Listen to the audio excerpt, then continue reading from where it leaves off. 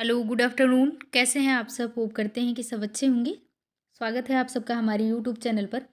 जैसा कि आप सबको पता है कि ईसीसी एजुकेटर और स्पेशल एजुकेटर वैकेंसी का फॉर्म फिलअप होना स्टार्ट हो गया है। आप सबको पता है कि 10,684 पद पे ईसीसी एजुकेटर और 5,083 पदों पर तकनीकी अनुदेशक की भर्ती होनी है। तो आप सबको पता है कि 5 जिलों में आवेदन प्रक्रिया स्टार्ट करा दी गई है। 3 जिलों में पहले, बाराबंकी, सीतापुर, देवरिया 3 जिलों में पहले स्टार्ट करी गई थी और सुल्तानपुर और गौतम बुद्ध नगर 2 जिलों में बाद में स्टार्ट करी गई, यानी कि कुल टोटल 5 जिलों में आवेदन प्रक्रिया स्टार्ट हो चुकी है।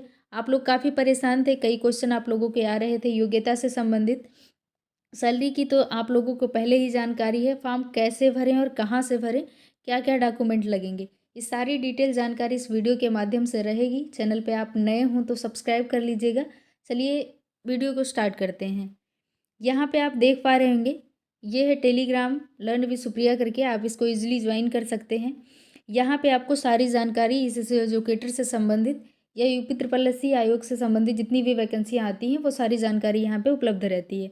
आपको यहाँ पे लिंक भी प्रोवाइड कराया गया है जितने ज़िलों में आवेदन प्रक्रिया स्टार्ट कराई गई है।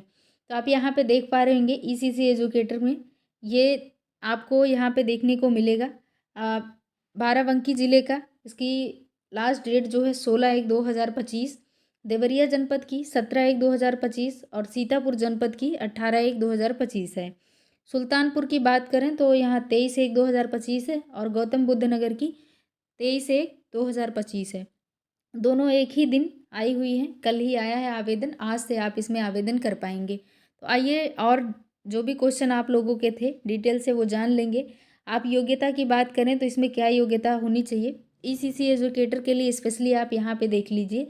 शैक्षिक योग्यता की बात करें तो यहाँ पे हर डिस्ट्रिक्ट में जो है पर्याप्त सीटें हैं, कोई दिक्कत वाली बात नहीं है। जब आप जाके वहाँ पे देखेंगे साइट पे तो बहुत कम फॉर्म पड़े हैं। और फॉर्म कहाँ से आवेदन करें ये सारी चीज़ें इस वीडियो के माध्यम से डिटेल से बताई जाएगी, इसलिए आप चैनल को ज़रूर सब्सक्राइब करके रखें।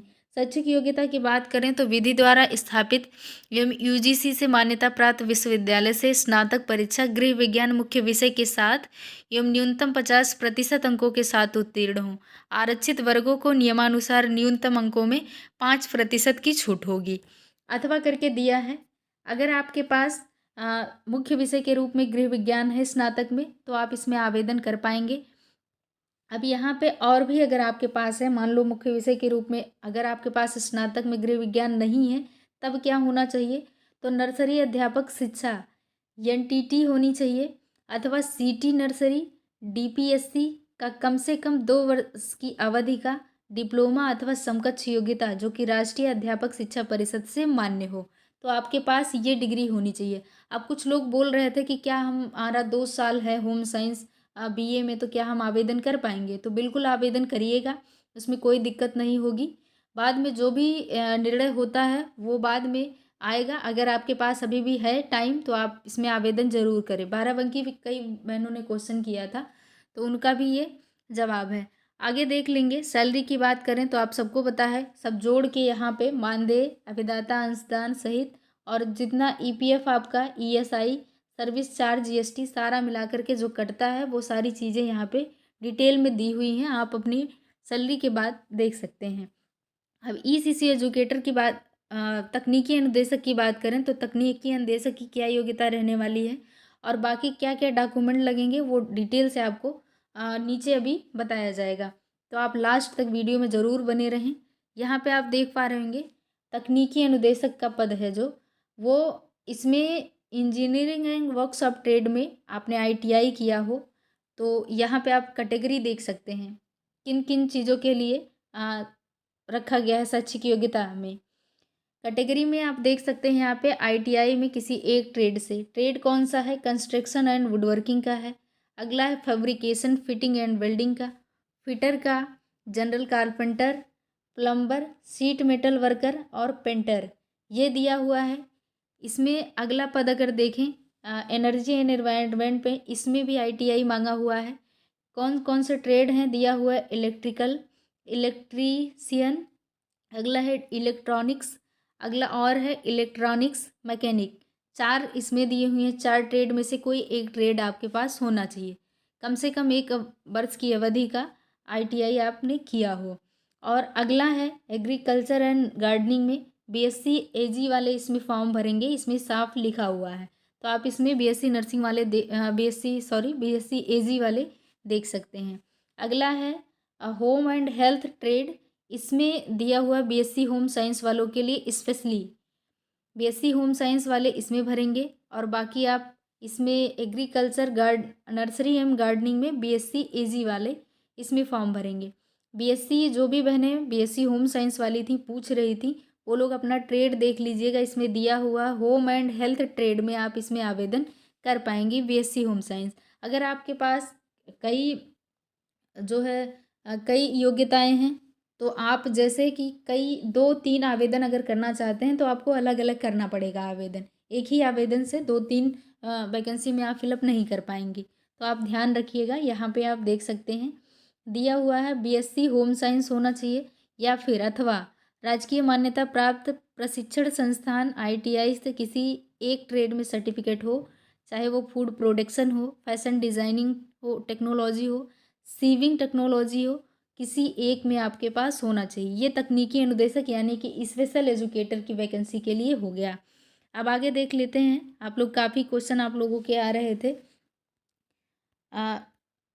यहाँ पे ये चीज़ें आप देख सकते हैं, ये जो स्टार्ट हुआ है फॉर्म भरने का सुल्तानपुर का है। ये सुल्तानपुर के चारों कैटेगरी जो स्पेशल एजुकेटर के लिए हैं उसकी नोटिफिकेशन यहाँ पे दिया हुआ। कल इसके बारे में डिटेल से आपको वीडियो के माध्यम से चर्चा की गई थी।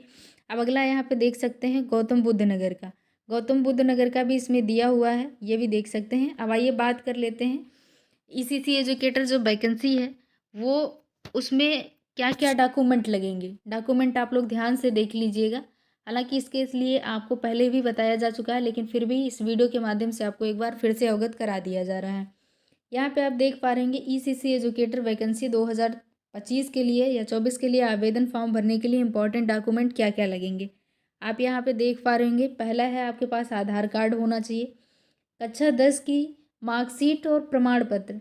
पहले तो 2 आते थे, मार्कशीट अलग आती थी, प्रमाण पत्र अलग आते थे, लेकिन अब शायद एक ही में आने लगा है।